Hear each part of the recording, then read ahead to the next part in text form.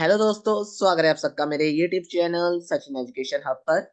दोस्तों, आज मैं आपको कॉन्ट्रैक्ट कॉस्टिंग के अंदर न्यूमेरिकल्स करवाने वाला हूं। तो जो लास्ट वीडियो मैंने डाली थी सबसे पहले, वो एक थ्योरेटिकल पोर्शन पे डाली थी कि कॉन्ट्रैक्ट कॉस्टिंग होता क्या है, और उसके अंदर जो टर्मिनोलॉजीज हैं, जो जो हम काम करेंगे, वो सारी बातें करी थी। इवन मैंने आपको इसके साथ साथ कुछ प्रैक्टिकल पोर्शंस के बारे में भी आइडिया दिया था कि हम कौन सी चीजें निकाल लेंगे, कॉन्ट्रैक्ट अकाउंट कैसे बनता है, उसके अंदर हम डेप्रिसिएशन का क्या करते हैं, क्योंकि कई बार प्लांट इशू आता है, प्लांट इशू नहीं लिखते, हम डेप्रिसिएशन के हिसाब से काम करते हैं। इसके अलावा वर्क सर्टिफाइड और अनसर्टिफाइड क्या होता है, ये क्रेडिट साइड पे क्यों आते हैं, ये बताया था मैंने। इसके अलावा सबसे इंपॉर्टेंट कंसेप्ट ये भी था कि हमने अगर मटेरियल को सेल किया है तो प्रॉफिट पे किया है या लॉस पे किया है, उसकी एडजस्टमेंट करने की कोई जरूरत नहीं है। हमने डायरेक्ट जितने का मटेरियल था उतनी कॉस्ट हमने क्रेडिट साइड पे डाल दी। और जो भी हमारे खर्चे या जो भी चीजें हमें मिली हैं, वो हम डेबिट साइड पे लिखते रहेंगे। और जो चीजें हमारे पास से गई हैं वो क्रेडिट साइड पे लिखते रहेंगे, या जो हमारी इनकम है वो क्रेडिट साइड पे आती जाएगी। ये हमने कॉन्ट्रैक्ट अकाउंट के अंदर बात करी थी, मैंने समराइजेशन दे दिया। अब इसके अलावा इसमें एक नोशनल प्रॉफिट जो हमारा निकल के आता है, नोशनल टर्म सिर्फ कॉन्ट्रैक्ट अकाउंट के अंदर यूज होती है, अदरवाइज इसका मतलब प्रॉफिट ही होता है। और इसके अलावा कॉन्ट्रैक्ट अकाउंट कैसे बनता है वो हमने बात करी थी। तो नॉर्मली मैंने आपको प्रैक्टिकल पोर्शन पे सारी चीजें कवर करी। अब आज हम इसके न्यूमेरिकल स्टार्ट करेंगे, जिसमें हम जो चीजें करी हैं उनको प्रैक्टिकली लेआउट में लेकर आएंगे। और शुरू करने से पहले मैं बता देता हूँ, ये जो वीडियो है ये दो पार्ट्स में बढ़ जाएगी। दो पार्ट इंपॉर्टेंट क्वेश्चंस जो एग्जाम पर्पस में 6 या 7 बनते हैं, मैंने सिलेक्टेड क्वेश्चंस वो उठाए हैं। और वही 6 7 क्वेश्चंस दो पार्ट्स में वीडियो के बढ़ जाएंगे। और दोनों ही वीडियोस बहुत इंपॉर्टेंट है, दोनों ही वीडियोस में इंपॉर्टेंट क्वेश्चंस डाले जाएंगे। तो अच्छे से देखना, टिल द एंड देखना, और दोनों ही पार्ट देखना अगर कॉन्ट्रैक्ट कॉस्टिंग को अच्छे से समझना है। तो चलिए शुरू करते हैं। सबसे पहले अपना पहला क्वेश्चन, कॉन्ट्रैक्ट अकाउंट कैसे बनता है, बेसिक क्वेश्चन है जो कभी कभार आ भी जाता है। तो चलिए शुरू करते हैं।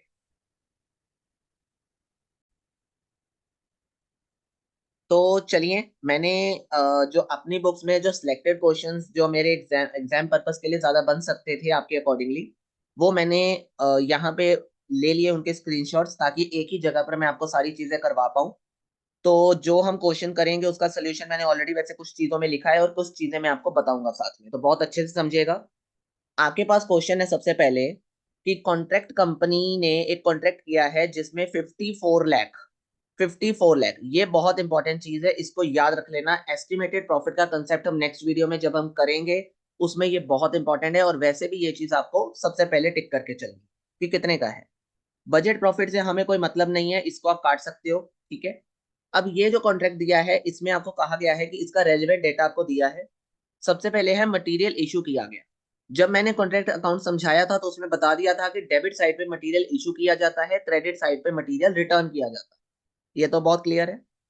डायरेक्ट वेजेस हमारे हमने पे किए हैं, हमारा खर्चा है डेबिट साइड पे आ जाएगा। अब देखो, प्लांट इशूड नहीं है। अगर प्लांट इशूड होता और हम देखते हैं कि प्लांट इशू कितने का हुआ है, फिर हम देखते हैं प्लांट साइट पे कितने का है, यानी क्लोजिंग स्टॉक ऑफ प्लांट कितना है, फिर दोनों का डिफरेंस निकाल के डेप्रिसिएशन लिख देते। अभी यहाँ पे प्लांट हायर्ड है, दिस इज कॉल्ड एक्सपेंस। ये भी डेबिट साइड पे ही जाएगा, ये भी हमारा डेबिट साइड पे ही जाएगा, ठीक है। उसके बाद आते हैं site office expenses. Site office expense obviously debit side पे जाएंगे, खर्चे हैं। अब यहाँ पे बच्चे कंफ्यूज हो सकते हैं कि हमें प्रोग्रेस पेमेंट मिली है तो सर हमें शायद पैसा मिला। मैं आपको बता देता हूँ, प्रोग्रेस पेमेंट जो है वो कॉन्ट्रैक्ट अकाउंट का पार्ट नहीं होता। ये सिर्फ एक टर्मिनोलॉजी है जिसके अंदर हम नॉर्मली मतलब जो हम एज अ थ्योरेटिकल पार्ट पढ़ सकते हैं, लेकिन इसका कोई रोल प्रैक्टिकल के अंदर नहीं है। तो you can skip when ever you get this term. आपको इस चीज को डिलीट कर देना है अपने माइंड से कि ये चीज कॉन्ट्रैक्ट अकाउंट में नहीं आएगी। ज्यादातर क्वेश्चंस में ये बिल्कुल भी नहीं आएगी, ठीक है, कभी होगा तो देखेंगे। Work certified, work certified obvious ही बात है, उस दिन मैंने आपको बताया था कि आपने जितना काम कंप्लीट किया, एक आर्किटेक्ट आता है उसमें सर्टिफाई करके जाता है कि कितना एक्चुअल काम उसके अकॉर्डिंगली डन हो चुका है, यानी सर्टिफाई हो चुका है। तो जितना काम वो कंप्लीटेड में से सर्टिफाई करके चला जाता है, वो हम सर्टिफाइड मानते हैं, वर्क सर्टिफाइड। और जितना काम कंप्लीट हो गया पर सर्टिफाइड नहीं किया गया है till the end of the contract या till the end of the year, तब तक वो वर्क नॉट सर्टिफाइड माना जाता। तो ऑब्वियस ये बात है, ये दोनों टर्म्स कंप्लीशन से रिलेटेड है, इसलिए ये दोनों टर्म्स क्रेडिट साइड पे डाल दी जाए, राइट। अब उसके बाद डायरेक्ट एक्सपेंसेस हैं, डायरेक्ट एक्सपेंसेस भी आपको बताया हुआ है कि डेबिट साइड पे जाएंगे। अब देखो मटेरियल रिटर्न्ड हुआ है, तो मैंने इशू किया था डेबिट पे, रिटर्न हो जाएगा क्रेडिट पे। तो मेरे ख्याल से सारी चीजें मैंने बता दी। अब जल्दी से इन एडजस्टमेंट्स को देखकर हम क्वेश्चंस को करेंगे, इसके सोल्यूशन को भी मैं आपको साथ में समझाऊंगा। कॉस्ट ऑफ मटेरियल जो है वो एट द एंड, यानी मटेरियल क्लोजिंग स्टॉक कितना है, 9 लाख रुपी। आपको पता है कि closing stock obviously credit side पे आएगा, ठीक है जी। डायरेक्ट वेजेस में कुछ डायरेक्ट वेजेस एक्रूड है, यानी आउटस्टैंडिंग है, कितने वेजेस, 55,000 के। तो जितने भी वेजेस हैं उनमें आप इस चीज को ऐड कर दो, उनमें आप इन चीजों को ऐड कर दो। अब एक लास्ट जो सबसे इंपॉर्टेंट टर्म है ना, उसको एक बार देख लीजिए। जो सबसे इंपॉर्टेंट टर्म है उसको एक बार देख लीजिए कि प्लांट परचेज किया था 4 लाख रुपए का, उसमें से 2,50,000 का at the end of the year हमारे पास क्लोजिंग बचा हुआ। तो मैंने आपको बताया था कि प्लांट इशू डेबिट साइड पे और प्लांट जो बचा हुआ है वो क्रेडिट साइड पे लिख दोगे तो भी वही आंसर है। अगर आप इन दोनों में से जो चीजों का डिफरेंस निकलेगा उसको डेप्रिसिएशन लिखकर डेबिट साइड पे डाल दोगे तो भी वही आंसर आए। तो चलिए देखते हैं, जो मैंने समझाया वही चीज हमारे कॉन्ट्रैक्ट अकाउंट में हमें देखने को मिलेगी। ठीक है जी, चलिए। हाँ जी, तो ये देखिए हमारा कॉन्ट्रैक्ट अकाउंट बना हुआ है। तो इसमें सारी चीजें मैं दोबारा बताता हूँ आपको कैसे करी है। मटेरियल जो हमने किया था डेबिट साइड पे, ऑब्वियसली 2500 आ गया। डायरेक्ट वेजेस में मैंने आपको कहा था कि सर इसमें हमारे डायरेक्ट वेजेस ड्यू भी होंगे, तो वो ऐड हो जाते हैं। आपको इतना बताया हुआ है कि आउटस्टैंडिंग एट द एंड हमेशा ऐड होते हैं, आउटस्टैंडिंग एट द बिगिनिंग हमेशा लेस होते हैं। Similarly prepaid at the beginning plus होते हैं और prepaid at the end less होते हैं। तो ये चीजें आपको पता है। अब बच्चे कंफ्यूज मत हो जाना, यहाँ पे लिखा था 55,000, तो क्या हमने 55,000 नहीं करना था। यहाँ पे आपको पता होना चाहिए हम 3 zeros का रोल ले रहे हैं। तो कई बार ऐसे भी होता है, सब इन चीजों को ध्यान रखना। आई थिंक आप बड़े हो तो इतना तो आपको पता हो। चलिए, अब आगे था प्लांट हायर। मैंने आपको पहले बताया प्लांट हायर एक खर्चा है, इशू नहीं किया गया यहाँ। तो हायर किया गया है तो ये एक खर्चा है, ठीक है। साइट ऑफिस एक्सपेंस ऑब्वियसली हमने मान लिया था। डायरेक्ट एक्सपेंसेस ये भी हमें पता था। जो मैंने कहा था प्लांट के बारे में वो यहाँ पे, वो आपका यहाँ पे है, जो आपको ध्यान रखना है। आप चाहो तो 400 रुपीज का प्लांट यहाँ इश्यू करके लिख सकते हो, और यहाँ लिख सकते हो बाय प्लांट एट साइट 250, यहाँ पे लिख सकते हो 250। तो दोनों का डिफरेंस भी क्या बनेगा सर, 150। चाहे आप सीधे ही डेप्रिसिएशन लिख दो 150 तो भी वही बात बने। कई बुक्स में आपको प्लांट इश्यू किया गया इस जगह और क्लोजिंग लिखा गया इस जगह, तो भी वही आंसर है, क्योंकि आप डिफरेंस जो है उसको लिख रहे हो डेप्रिसिएशन डालकर, तो भी वही आंसर है। तो दोनों चीजें, दोनों करेक्ट आंसर्स हैं। आप जैसे मर्जी कर सकते हो एग्जाम्स के अंदर, ये मैंने आपको बताया था, ठीक है। अब देखो नोशनल प्रॉफिट कैसे निकलता है, ऑब्वियस सी बात है, ये आपको क्लियर ही है। मैं एक बार फिर से आपको बता देता हूँ कि जब भी आप कोई अकाउंट बना रहे हो तो जितना आपका टोटल आ चुका है यहाँ पे ये देख सकते हो। मैंने इस चीज का टोटल कर दिया सभी का, ठीक है इधर। और जितना मेरा यहाँ पे टोटल है वही यहाँ पे हो जाएगा। बस ये नोशनल प्रॉफिट कैसे निकलता है चलिए देखते हैं। इसमें से इन सभी टर्म्स को लेस कर दोगे तो जितना आंसर आएगा वो हमारा प्रॉफिट आ जाएगा। एक बड़ी क्लासेस में ये चीजें बताना बहुत सिंपल सी बात है। तो मेरे ख्याल से बेसिक कॉन्ट्रैक्ट अकाउंट आपको समझ में आ गया। अब जल्दी से कवर करते हैं हमारा सेकंड क्वेश्चन इसके बाद जो आने वाला है। तो मेरे ख्याल से पहला क्वेश्चन तो आपको डन हो गया, बहुत आराम से, बहुत अच्छे से, कोई प्रॉब्लमेटिक चीज नहीं थी। इतना आसान कॉन्ट्रैक्ट अकाउंट हमने बनाना होता है। पर सेकंड क्वेश्चन जो आना है आपको मैंने करवाना है, ये बहुत इंपॉर्टेंट क्वेश्चन है एग्जाम पर्पस के लिए, तो ध्यान से करिए। चलिए, हाँ जी, तो यहाँ पे देखो आपके सामने अब सेकंड क्वेश्चन मैं देख रहा हूँ, ठीक है। सेकंड क्वेश्चन में आपके पास क्या दिया हुआ है, कॉन्ट्रैक्टर ने प्रिपेयर करे हैं अपने अकाउंट्स। अब डेट बहुत ध्यान से समझनी है। 31 मार्च एवरी ईयर, मतलब हर साल के 31 मार्च को अकाउंट प्रिपेयर किए जाते हैं, ठीक है जी। उसके बाद लिखा गया है कमेंस्ड द अकाउंट ऑन 1 जुलाई। अब ध्यान से सुनना कि कॉन्ट्रैक्ट शुरू कब हुआ है, 1 जुलाई को। इसका मतलब कॉन्ट्रैक्ट जो है वो साल के यानी 31 मार्च तक कितने महीने का बना होगा, सिर्फ 9 मंथ का बना। तो ये बहुत इंपॉर्टेंट चीज है, ओके। अब उसके बाद आपको कुछ खर्चे दे दिए, ये आप सबको पता है कि कहाँ कहाँ जाने हैं। ये सभी के सभी डेबिट साइड पे चले जाएंगे, as it is, as it is. ठीक है। अब यहाँ पे बच्चे बहुत कंफ्यूज होते हैं, बहुत ध्यान से समझना। एक टर्म ये है जिसकी वजह से क्वेश्चन बहुत इंपॉर्टेंट है। मशीन जो है वो 2,60,000 की है। अब मशीन जो है वो 146 डेज चली है कॉन्ट्रैक्ट के अंदर, जिसकी एस्टिमेटेड लाइफ है 7 ईयर्स और फाइनल स्क्रैप वैल्यू है 15,000। अब डेप्रिसिएशन कैलकुलेट करना बहुत मुश्किल कई बार लगता है यहाँ पे कि सर ये कैसे दिया गया है डेटा। कुछ भी नहीं है, बहुत ध्यान से समझना। जब आपको नंबर ऑफ डेज में डेटा दे दिया जाता है, जब आपको नंबर ऑफ डेज में डेटा दे दिया जाता है तो कैसे करना होता है। आपकी प्लांट कितने का है, 2,60,000। कितने का है, 2,60,000। स्क्रैप वैल्यू कितनी की है सर, यहां से ऐसे लिख लीजिए, 2,60,000 का आपका प्लांट है, स्क्रैप वैल्यू 15,000 है। ठीक है, इनको आपने डिवाइड करना है किसके साथ। अब देखो ये लाइफ कितनी है, 7 ईयर्स, यानी 1 साल की वैल्यू आ जाएगी। 1 साल की वैल्यू आ जाएगी, पर हमें चाहिए 1 साल में 146 डेज, लेकिन होते कितने हैं, 365 डेज। मैं एक बार दोबारा समझा देता हूं, बहुत आसान चीज है जिसको आप डिफिकल्ट मानोगे लेकिन है नहीं। आपने क्या करना होता है, जितनी कॉस्ट है उसमें से स्क्रैप वैल्यू माइनस हो गई, डिवाइडेड बाय 7 ईयर्स। तो इससे आपके 1 साल का डेटा आ जाएगा कि 1 साल के लिए जो आपकी डेप्रिसिएशन है वो कितनी बनी है। तो यहाँ पे मैं कैलकुलेट कर देता हूँ, 2,60,000 माइनस 15,000 डिवाइडेड बाय 7, तो 35,000 आपके पास यहाँ आ गया। Is it. अब इसके बाद क्या करना है, इस 35,000 को आपने 146 डेज के लिए बताना है कि कितना बनेगा, क्योंकि साल में होते हैं 365 डेज। तो 35,000 है 365 डेज का डेटा, हमें बताना है 146 डेज का डेटा। तो आंसर इज 14,000। आप इस कैलकुलेट करोगे तो 14,000। तो कुल मिला के आपकी जो डेप्रिसिएशन है वो कितनी बनी है, 14,000 बनी है। ये बहुत इंपॉर्टेंट स्टेप है जिसको आपने अच्छे से समझ के जाना है इस क्वेश्चन के अंदर। पहले क्या किया, स्क्रैप वैल्यू माइनस करी, डिवाइडेड बाय 7 क्यों किया, 1 साल का डेटा आ जाएगा, यानी 365 डेज में कितने डेप्रिसिएशन है, 35,000। अगर हमने 146 डेज के लिए निकालनी है तो हमें 146 डेज के लिए मल्टीप्लाई करना पड़ेगा, डिवाइडेड बाय जितने साल, जितने दिनों के लिए हमारे पास ऑलरेडी डेप्रिसिएशन है, दैट इज 365 डेज, उसको डिवाइड करना, वही आंसर आ जाएगा। तो बहुत ध्यान से करना इस चीज को।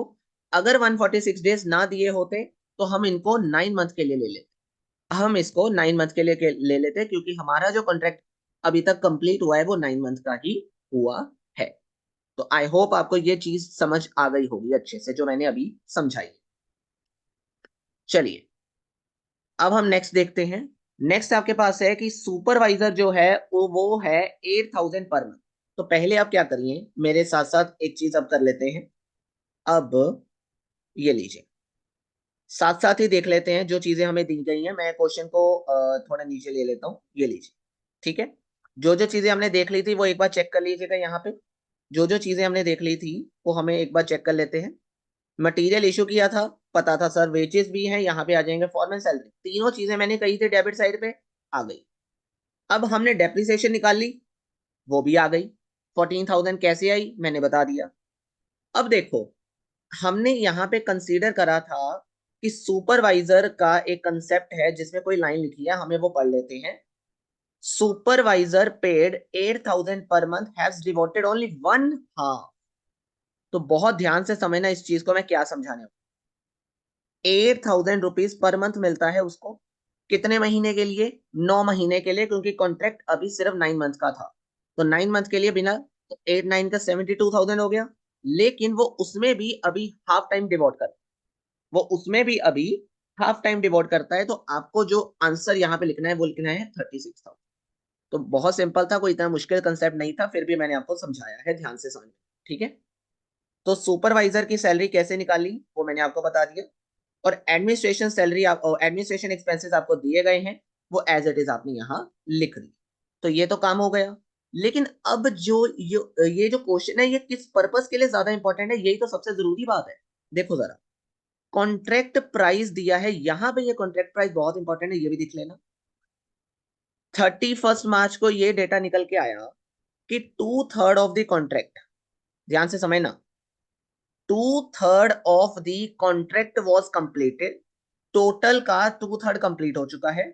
और आर्किटेक्ट ने कहा है कि कॉन्ट्रैक्ट के प्राइस का 50% सर्टिफाई कर दिया। सर्टिफाई मतलब वर्क सर्टिफाइड कितना है आपका, कॉन्ट्रैक्ट के प्राइस का 50%, कॉन्ट्रैक्ट के प्राइस का 50%। एंड कॉन्ट्रैक्टर ने कहा कि मैं आपको 75,000 ऑन अकाउंट पे करूंगा, बात ये यहीं पे खत्म। मतलब कॉन्ट्रैक्टर को 75 लाख रुपीज पे किए गए, 7,50,000 से। ठीक है, इस लाइन का हमें कोई मतलब नहीं, इस लाइन का हमें कोई मतलब नहीं, अगर हम कॉन्ट्रैक्टी अकाउंट नहीं बना रहे, इस लाइन का हमें कोई मतलब अभी नहीं, तो इसको लीव करें। अब ध्यान से समझिएगा हमने क्या क्या यहाँ पे पढ़ा और कैसे करेंगे, बहुत ध्यान से समझिएगा। चलो, हाँ जी, हमने पढ़ा सबसे पहले तो मटेरियल एंड हैंड हमने लिख दिया करेक्ट साइड पे, हो गया सर। अब वर्क सर्टिफाइड सबसे पहले समझना है। वर्क सर्टिफाइड है 10, देखो उसने कहा 50% ऑफ कॉन्ट्रैक्ट प्राइस। तो what is contract price sir, 20 lakh rupees.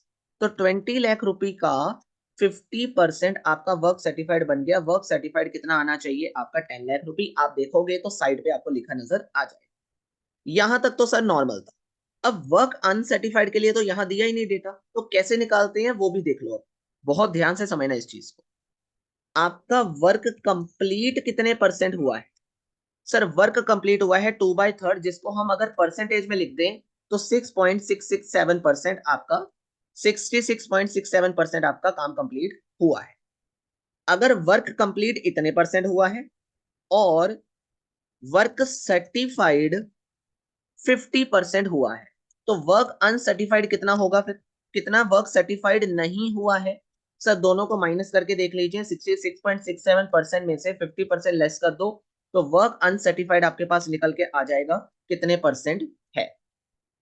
पहले हमने परसेंटेज निकाल दी, कितने परसेंट बना, 16.67%। कितना बना, 16.67%। अब कैसे करेंगे बहुत ध्यान से समझना, अब कैसे करेंगे बहुत ध्यान से समझना। मैं इस चीज को यहां ले जाता हूं और लेटर से wait a second, wait a second just, मैं अभी आपको बताता हूँ कैसे करना है आपने। ये चीज को मैं यहाँ नीचे लिख देता हूँ ताकि आपको क्लियर कट समझ में आ जाए। ठीक है, ये चीज मैं यानी लिख दिया। ठीक है, अब हमने क्या करना है, अब हमने जितना भी हमारा क्रेडिट साइड पे, बहुत ध्यान से समझना, हमने अब देखना है कि हमारी अब तक की कॉस्ट कितनी लगी है।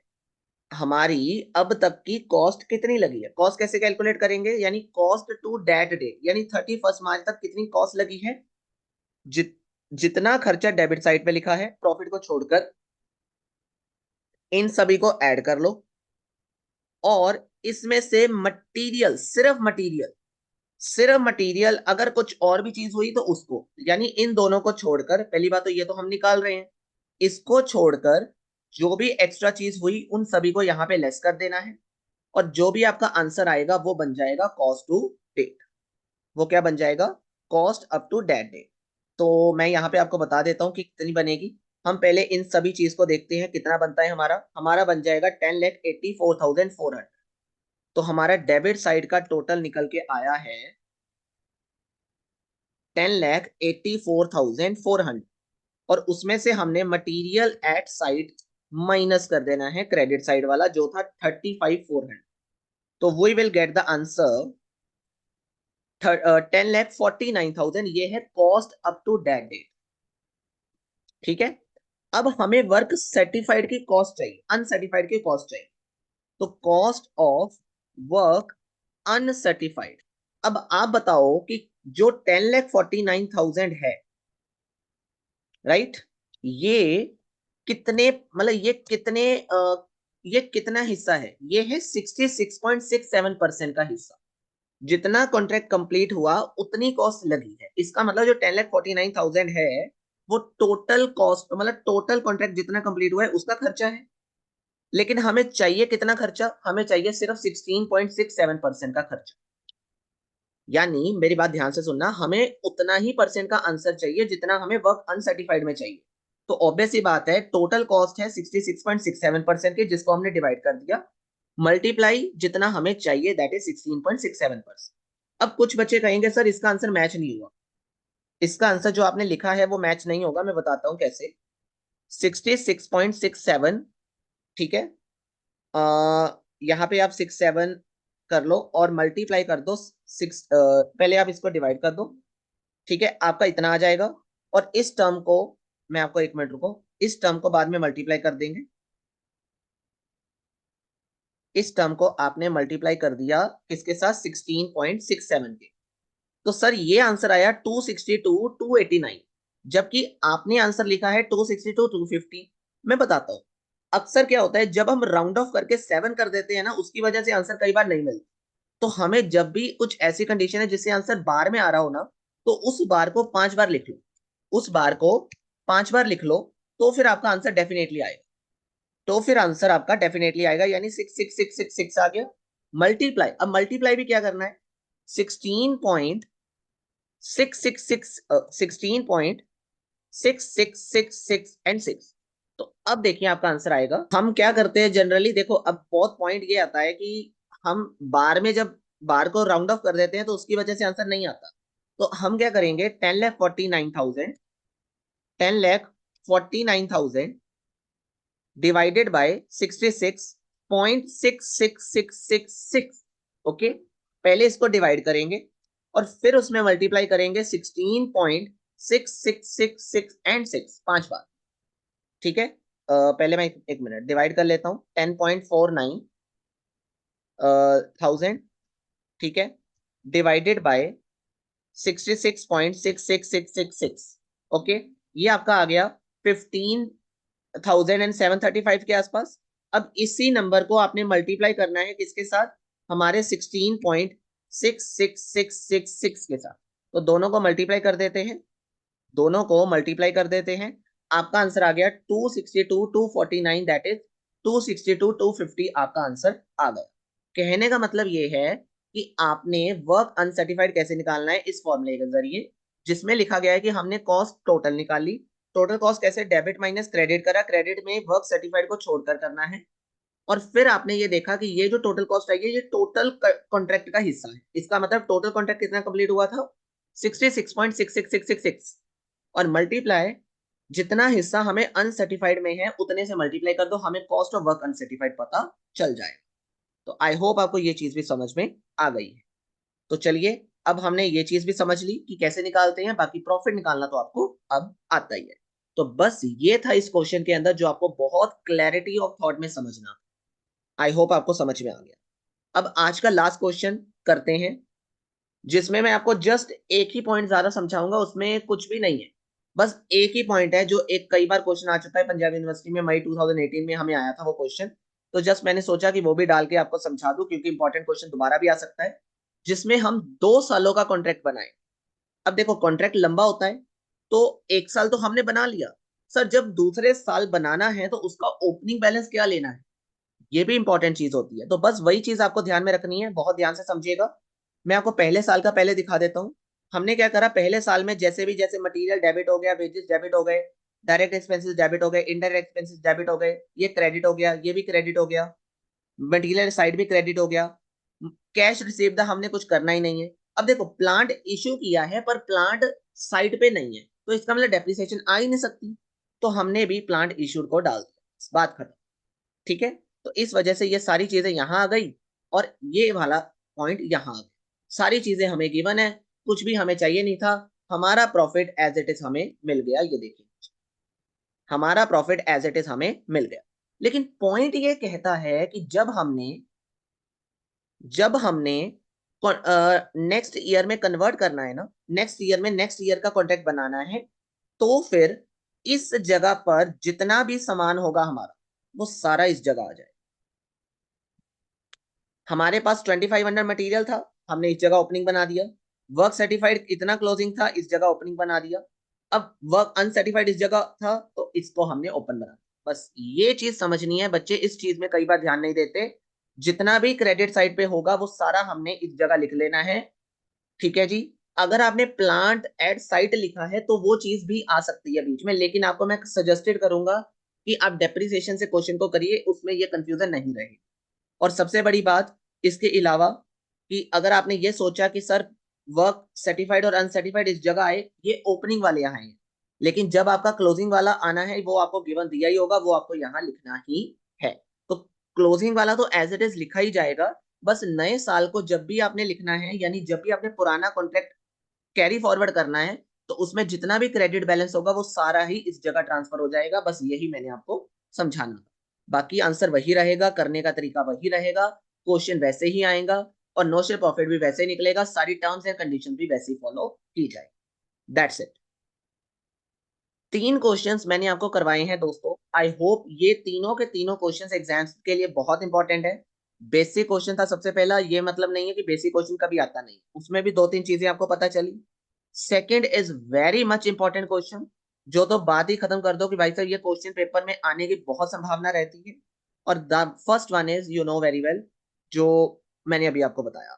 तो तीनों क्वेश्चन मैंने आपको अच्छे से समझाए हैं। नेक्स्ट वीडियो में मैं आपको एस्टिमेटेड प्रॉफिट और एक्सक्लेशन क्लॉज, ये 2 इंपॉर्टेंट टॉपिक्स तो करवाऊंगा, लेकिन इसके साथ एक आधा क्वेश्चन और भी जोड़ के हम करेंगे अगर मिला मुझे, नहीं तो 2 क्वेश्चन तो बहुत इंपॉर्टेंट है, हम करने ही वाले हैं। ठीक है दोस्तों, तो अगली वीडियो भी जरूर देख के जाना एग्जाम्स में, वो भी बहुत इंपॉर्टेंट क्वेश्चन है, स्पेशली एस्टिमेटेड वाला। तो ध्यान से करिएगा, अच्छे से करिएगा, और मेरे साथ साथ अपना सपोर्ट बना के रखिएगा। वीडियो को लाइक जरूर करके जाइएगा अगर वीडियो समझ में आ गई है। तो लाइक शेयर एंड सब्सक्राइब जरूर करके जाना। अगर चैनल पे नए होना तो सब्सक्राइब तो कर ही रहे हो, साथ में बेल आइकन दबा लेना, वीडियो अपडेट्स के नोट्स जल्दी मिलते रहे। ठीक है जी, thank you so much, have a very nice day, enjoy yours.